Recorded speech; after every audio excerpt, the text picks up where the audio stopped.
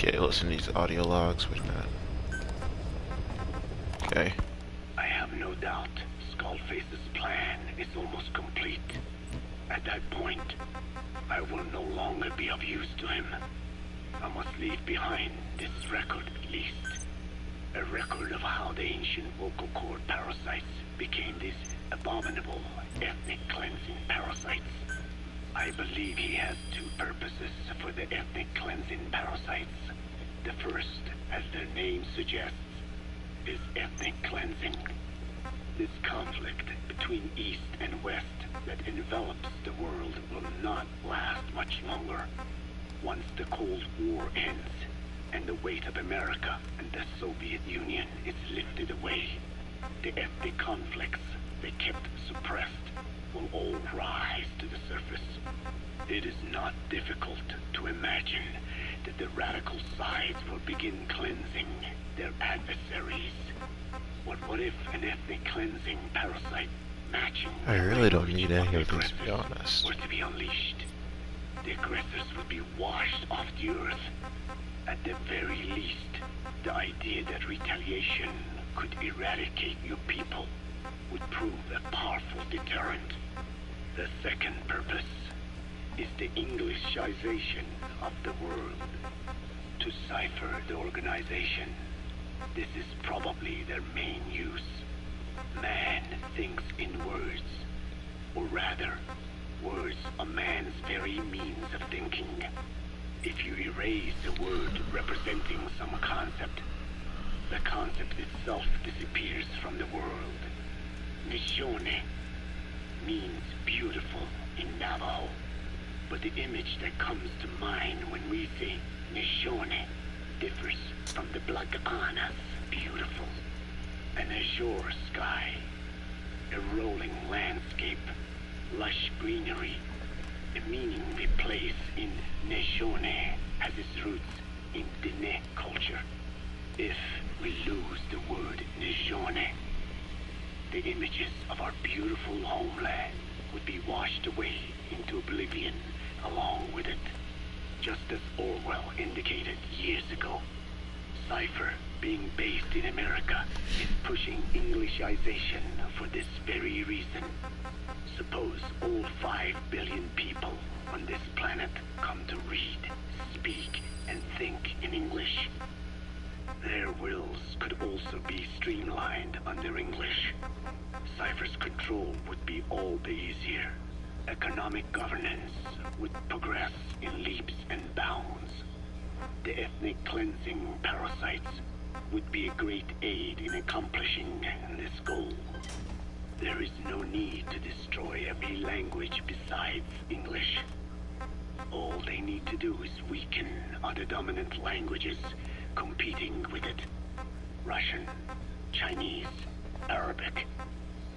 If people know they risk their lives speaking such languages, they will flock to the lingua franca that is English. Cipher need not even focus attention on smaller languages. After all, they are already being eaten away by English. Business, education, film, commodities. English has permeated every area of global society. I can see this when I look at young Diné. Some of them have already lost their grasp of the Navajo language. Guess I could go for like smoke It is said that or over whatever on that. 2,000 languages of the world are facing extinction. This very moment, cultural concepts and forms of expression are disappearing forever. The spread of electronic networks gives greater meaning to Englishization. Networks have no national borders. By basing them on a single language, they can penetrate deeper into and between people. That basic point of unity provides the ideal environment for someone who aims to control people's wills. But how does this differ from building the Tower of Babel? The ethnic cleansing parasites attempt to rob man of his words. Such irony. It was the vocal cord parasites that gave words to him in the first place. Ancient man had no language, unable to produce complex sounds due to the structure of the throat. He could communicate only through simple vocalizations and gestures. Then the vocal cord parasites infected his larynx. Man's transition to walking upright did not gift him solely with intelligence, but also with his voice. At the time, the vocal cord parasites never harmed man. They merely took a small measure of nourishment. In fact, you could call it a symbiotic relationship. Some animal species use particular vocalization patterns to attract a female and reproduce. Songbirds, certain insects, and also the vocal cord parasites. The difference is that the parasites themselves did not produce sounds. Rather, they had their hosts, man, do it for them. Once secure on the human host vocal cords, a male vocal cord parasite caused the host to produce a certain sound pattern, something like a warble of a bird. Meanwhile, females parasitizing other hosts More common mineral, huh? need only wait. Upon hearing the sound pattern of an attractive mate, they would manipulate their hosts into making contact with the person it came from. The female traveled through his host's saliva to the other host's vocal cords, where the male was waiting and the pair copulated. We can only imagine how the female manipulated his host, but it was probably through smell. Smells traveled directly to the limbic system via the olfactory cilia in the nasal cavity. Volatile compounds released by the female would stimulate the limbic system, which controls instincts, making the host feel amorous. This kind of sexual selection naturally led to competition between the male parasites. Males that had their hosts produce sounds perceived by females as more attractive succeeded in copulating and producing offspring. Evolutionary traits caused by sexual selection are curious. The peacock's feathers, the mannequin's dance, the firefly's luminescence pattern, even with courtship behaviors that are not advantageous to survival. Those individuals that excel in them produce offspring, and it escalates with each generation. The same was true of the vocal cord parasites. Courtship vocalization rhythms and intonations became more sophisticated, and in order for man to produce such sounds, they had to alter his vocal organs. By lowering the position of the larynx and developing resonating chambers, they enabled more complex pronunciations. But that was not all. The vocal cord parasites activated a transcription factor that would later control man's language ability. A protein that, due to its appearance, is called forkhead box protein P2, or FOXP2. Activating this transcription factor led to the development of brain functions capable of creating sophisticated frequency changes. This was the pinnacle of the vocal cord parasite's prosperity. However, this sophisticated pronunciation control was too useful for man to ignore. Once human sexual activity ceased to be only seasonal, and having lost pigment-based sexual characteristics, distinctive vocalizations became the most effective means for humans to attract mates as well. Combined with logic pathways hardwired into the brain, or universal grammar, it was not long before advanced communication was possible. This was the birth of language. Luckily for man, it was around this time that a particular retrovirus was circulating. While not lethal, it infected not only man, but the vocal cord parasites as well. It is presumed that this virus removed part of the parasite's DNA and reverse transcribed it into man's reproductive cells. It was a vector. Among the genes it transcribed were the ones responsible for the production of language. The vocal cord parasite's vocalization genes were written into the human genome. The parasites were no longer of any use to man now. Man could use his voice as he pleased when he pleased, hindering the parasite's courtship vocalizations. Having lost their opportunity to reproduce, the parasites died out, leaving behind only the transcribed genes. The vocal cord parasites were once in symbiosis with man.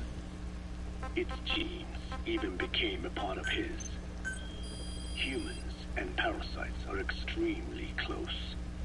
As such, it will be extremely difficult for man's immune system to eliminate the vocal cord parasites. Even cutting them out will be no simple matter, which is exactly why these ethnic cleansing parasites are such a formidable weapon. The rise of the vocal cord parasites goes back approximately 300 million years to the Permian period. At that time, they were not even parasites, but predatory autotrophs. They are believed to have been the common ancestor to the Pentastomida and the Cyclops genus of copepods. However, Earth's environment underwent a violent change at the end of the Permian period. The cause is unclear, but evidence suggests that over 90% of the Earth's organisms at that time died out. The most pronounced threat to the proto-parasites was the severe reduction in oxygen concentration. The result was cladogenesis, a splitting that gave birth to a new strain that could parasitize other organisms' respiratory apparatus. This survival tactic helped lower their oxygen consumption, and inhabiting the throat kept them securely in contact with inhaled air. The survivors were those that parasitized the reptiles that flourished at the time. Entering the Triassic period, the reptiles evolved into dinosaurs, and the proto-parasites shared in their success. Dinosaurs developed respiratory organs called air sacs to adapt to the low oxygen environment. These in particular helped the proto-parasites thrive. But another trial awaited them. The end of the Triassic period saw another drastic change in the Earth's environment. For most parasites, the male and female take the same host. Many are, in fact, hermaphrodites. Originally, the vocal cord parasites were as well. But for any strain to ride out a severe environmental change, it must secure a steady pool of genetic diversity. Another split. Now the newest strain procreated with mates found in other hosts. And in order to increase its encounters with those mates, the new strain... Now after this dialogue, I'll start the side ups. They came to And then inhabit continue the with this. host's vocal cords. This truly was the birth of the vocal cord parasite. The parasites developed the host's pharynx to form resonating chambers and used them to produce sophisticated mating calls. The relatively upright posture of the dinosaurs was important in this, because the crooked L-shaped pharynx was more suited to the development of resonating chambers. These developments ushered in a time of great prosperity for the parasites. But for the third time, the parasites had a major hurdle to overcome. The meteorite impact at the end of the Cretaceous period, which spelled the end of the dinosaurs. With their hosts extinct, the vocal cord parasites had no option but to find a new habitat. Birds. As genetic successors to the dinosaurs, with functioning air sac apparatus already in place, birds were the perfect choice. But the parasites could not survive in birds that flew at high altitudes, with thinner air. So they parasitized ground-dwelling birds and altered their respiratory system for the sake of reproduction. They gave the birds the means to produce sophisticated sounds. The syrinx responsible for chirping. This is the proof that points to activation of FOXP2 in songbirds as well as humans. The Cenozoic era began with a rise in oxygen concentration, which helped mammals to evolve and increase in size. The parasites then shifted to humans as a more effective host. Humans' bipedal upright walking meant that our throats could support larger resonating chambers. At first, vocal cord parasites entered humans using birds as their intermediate host. But eventually they changed to conducting their entire life cycle within human hosts. What happened next is as I have already described. People took the vocalizing prowess given them by the parasites and made it language. And once the parasites could no longer use it as their mating call, they died out. Or in other words, the parasites overcame all evolutionary hurdles except humanity. Skullface shared his opinion on this matter. He said the Ethnic Cleansers Project was sure to succeed. After all, the parasites had a grudge against us humans. To think we awoke them after such a long slumber, just so they could sate their thirst for vengeance. It is terrible, unforgivable, and yet, it is what I have done. I learned of the vocal cord parasites existence. They've done with the audio log. I'm going to the missions. It was little more. I'll continue it when I'm doing the side up stuff. Why does only Homo sapiens?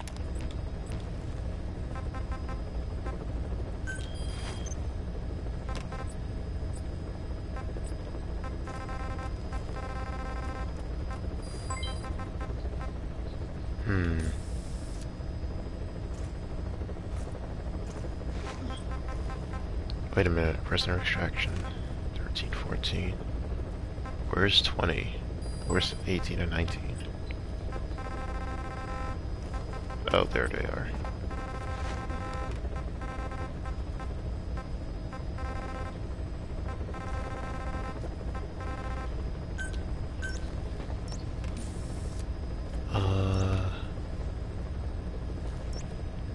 Yeah.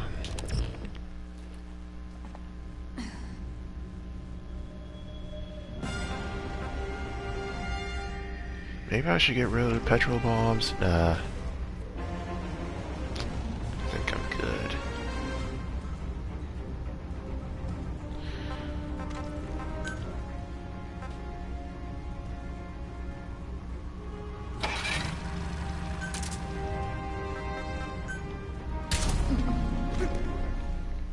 Could just steal an enemy's truck, but nah.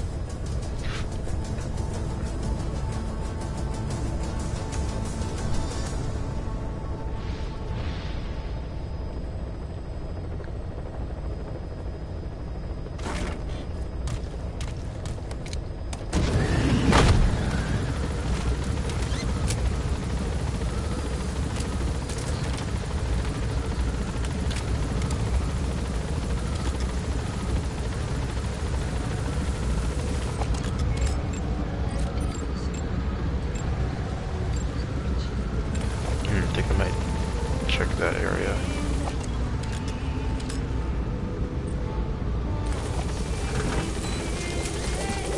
Be careful down there, boss.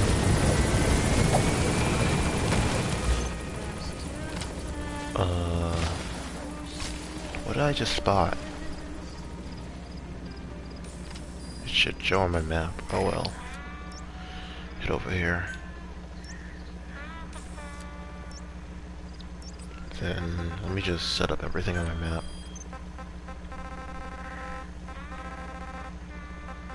Here.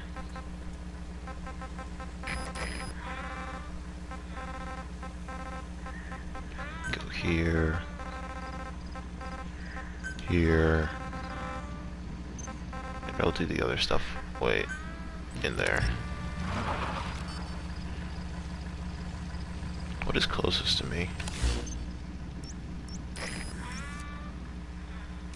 Apparently I can only put up 3 markers for some reason.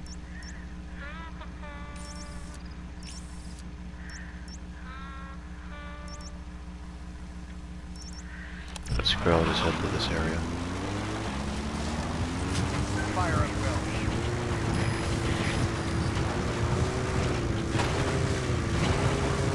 Wait, what enemy?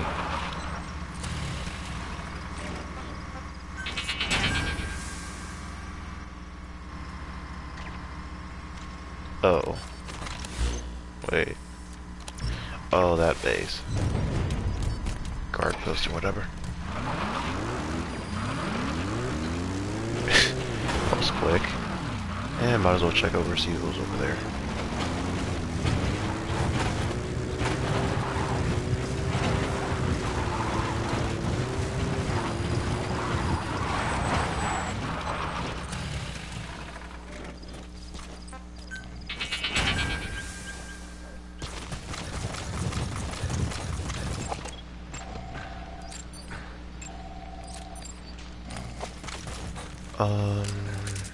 See if these guys know anything I want to know. Where are your friends? Nope. I'll take you.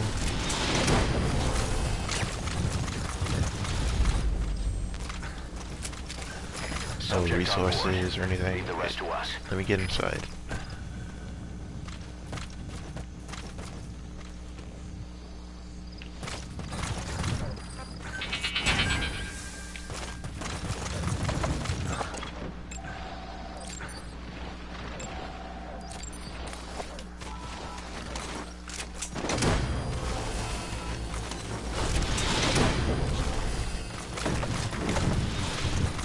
And up here. He's coming too. Roger that.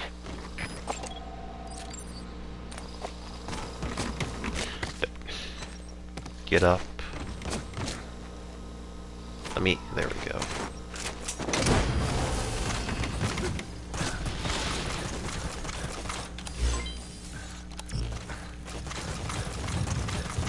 You gonna extract him?